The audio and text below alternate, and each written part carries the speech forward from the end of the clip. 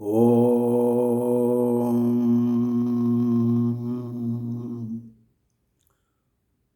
Om.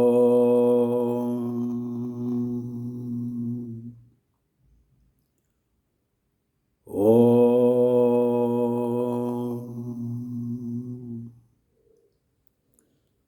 Friends, Namaste.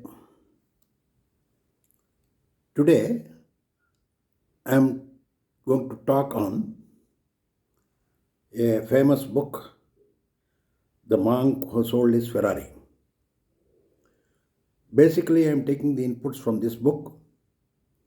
In between, I will also interpose some of the other issues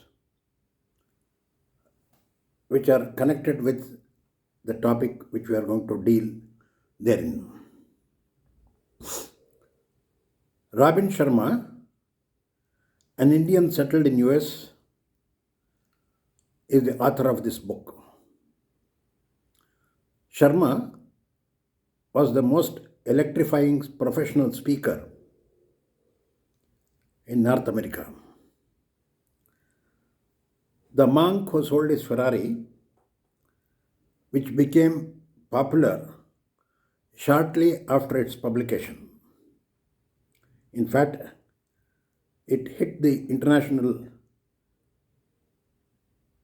bookstalls and became the best seller in a very short while. This book was one of the first liners in the self-help category. It's a well-crafted fable. Some of the words on this book by well-known author goes like this. The author has captured the wisdom of ages and made it relevant for these turbulent times. Another author expressed his opinion like this. This book is a classic tool for personal effectiveness and personal development, and also individual happiness. Yet another author tells it's a captivating story that teaches as it delights. The book is of 196 pages, but I am now going to present you only a small portion of the book which has impressed me and which could be narrated in this small period of time. Mr. Julian Mantle, a distinguished criminal lawyer known for his eloquent, airtight logic, wearing a string of legal victories, $3,000 Italian suit draped his well-fed frame. Rich and famous flocked his side all the time.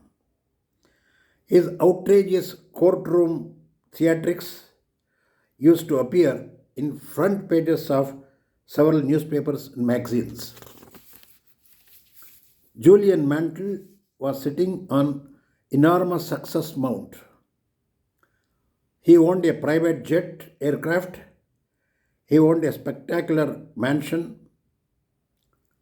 And also, his prized possession was a shiny red Ferrari car, which was most popular in the US in those days. He was highly obsessed with his work, had a punishing work schedule. He had to handle bigger and better cases, had to push himself harder and harder as the files he had to tackle, the cases he had to tackle were mounting day by day on his table. Consumed by hunger for more prestige, more glory, and of course, more money,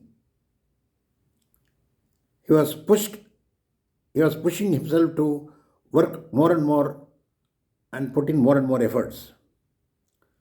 One day, Julian Mantle collapsed right in the middle of the packed courtroom, and he was squirming in the ground like a helpless infant, shaking and shivering, sweating like a maniac. It was a pathetic scene to see the fallen legal hero. Julian was blinded by the illusory version of success.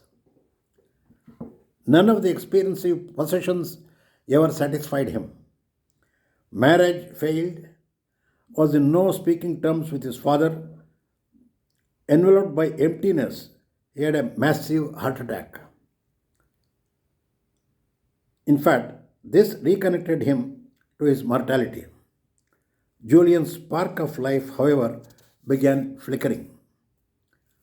But this incident brought out a dramatic change in his life.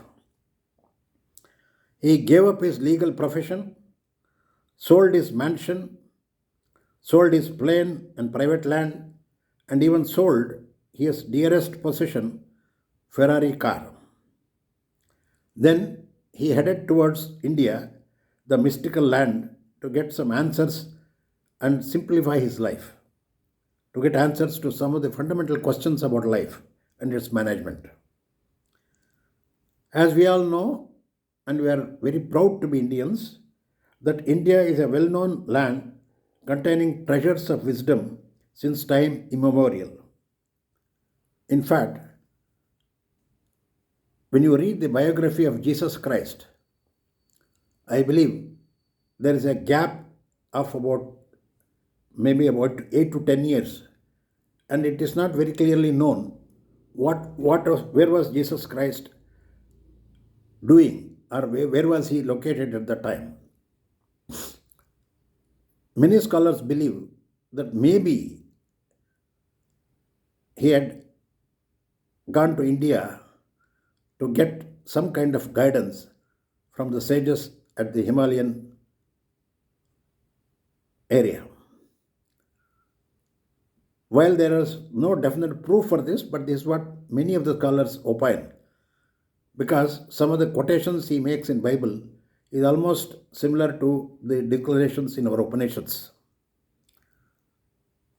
Therefore, it is clear that whenever you want wisdom, India is a land which has got in its womb many of the hidden treasures which can be explored by the people who are interested. Julian, after coming to India, met Yogi Rama and several other sages in the snow-capped Himalayan ranges and poured out his past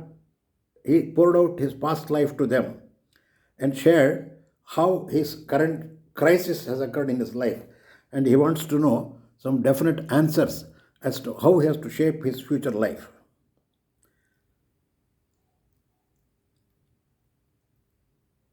And he also explained how he traded riches of his soul for accumulating a fat bank account and illusory gratification of his live fast and die young lifestyle.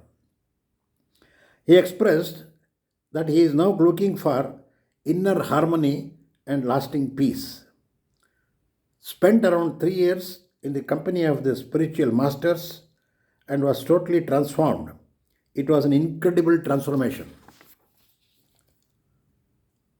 I believe after he got this message from the sages, he went back to US, and some of the assistants, when they saw Julian Mantle, they could observe that Julian Mantle has now got a raspy, honey smooth voice. He had youthful good looks, exuded peaceful divine presence. What was the core of his learning when he was in India?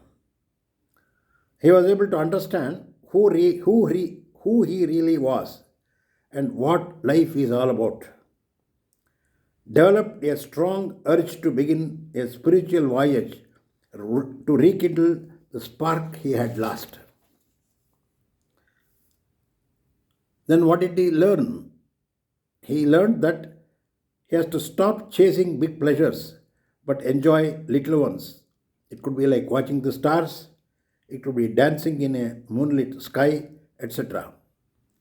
He got a clear insight of his mission in life to serve others and contribute to make this world a better place.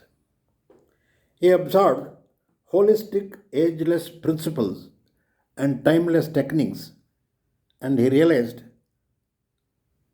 that to unlock the infinite potential inside every one of us, there is a possibility for any one of us to express, to unleash the infinite potential which is within us. And he says there is a huge difference between well being and being well off. Now, let us analyze this case a little further. Julian studied in finest schools in the US, read all law books, worked with best models, and he was the winner at the game of law, but loser in the game of life. What a paradox! He had a heart attack.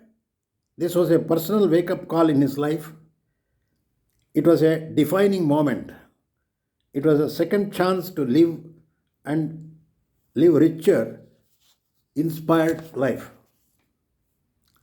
In fact, when you say defining moment, I am reminded of the interviews and debates on the TV. This is about 30 years back. This was done by Pranay Roy, the then chief of NDTV. Pranay Roy was known to be a very cool and knowledgeable person, and he used to conduct very structured and interesting, delightful interviews with celebrities. I had heard of his interview of G.R.D. Tata and then Narayana Murthy, Bill Gates, etc., who were all the celebrities of all times. In fact, Bill Gates had a defining moment in his life when he was at the age of 13 in his school days. I believe at that time there was some problem in the computer, and by his effort and continuous trial, he was able to set right the computer. In fact, that was the defining moment in his life. And then later on, he continued further in the field of computers and established Microsoft company, which became a huge giant in the whole world. Similarly, we have a defining moment of Mr. N.R. Narayan Murthy, the founder chairman of Infosys. In fact, when Narayan Murthy was on a business tour to one of the communist ruled countries in Europe, he was deputed from his company, perhaps Patni Computers. When he was visiting a city, the police booked a case against him and implicated him that he was spying around, and he was remanded in police custody for a couple of days. Narayan Murthy vehemently argued his case and submitted that he is innocent, but that was no avail. Now, at that time, when he was in the police custody, he dreamt that he has to establish a business enterprise which is clean, which is transparent to the core, and then it should be run by people with merit, people with professional competence, and the company to be on firm footing of honesty and integrity. What was the results? In the words of an analyst, Narayan Murthy was able to put Bangalore on the global map. Narayan Murthy gave middle class people to dream big and become rich. In fact, I was told when Infosys became public, after some time, even the driver of Narayan Murthy became a millionaire because the shares were rose up like anything immediately after the limited company, after the company went public. Narayan Murthy had no mentors, he had no godfathers. He built Infosys blending old-fashioned values with shrewd business acumen and visionary thinking. He had a clean image and impeccable credentials, and he was able to speak fearlessly and freely. He commanded respect not because of wealth or clout, but by his merits and competence and integrity. He was seen as a perfect role model. Anyway, coming back to Julian Mantle, he realized that when you get inspired by a great purpose, great project in life, extraordinary project, all your thoughts break their barriers, break their bonds, and you transcend limitations. Your mind transcends limitations. Consciousness expands in every direction, and you find yourself in a new, great, wonderful world. Dormant forces, faculties, and talents become alive, and you discover yourself to be a greater person than you ever dreamed yourself to be. He saw the connection between physical vitality and mental agility. Julian appeared after transformation, a picture of perfect health, brimmed with vibrancy. His energy, enthusiasm, optimism knew no bounds. Finally, he got the message, or he drives home the message, that by changing your thoughts, you can change your life. Stillness is a stepping stone to connect with universal consciousness, the source of intelligence that throbs through every living being in this world. Spiritual wisdom not only enriches your inner world, but also will enhance your outer world and make it far more effective in all that you do. In fact, getting transformed by interaction with some of the spiritual masters, it could be a chance encounter or a conscious decision to have interaction with the saints. As we all know, Rockefeller, a die-hard businessman, sitting on the mountain of wealth, he was inspired by Swami Vivekananda, and he established a Rockefeller Foundation, to which he donated a huge sum of his earnings to give charity to the needy. Similarly, sages like Ramana Maharshi, Sri Ramakrishna Paramahamsa, Swami Vivekananda, His Holiness Chandrasekhara Saraswati of Kanchimat, and several sages were able to transform and touch the hearts of many souls and gave totally new direction to the people. Therefore, it is not an exaggeration to say that the sages have that kind of sages or spiritual masters, enlightened souls, have such a powerful influence on the people whom they meet, people with whom they contact. They have such a tremendous influence in bringing transformation in the people and then give a new direction to their life. Friends, with this, let me stop this lecture, and I hope that we have enough lessons to learn from the authors like Robin Sharma and also many other authors who have been able to give insights to our life. If we take at least one or two tips from that, maybe we can also shape our life to a much better height. Namaste, Hari Om.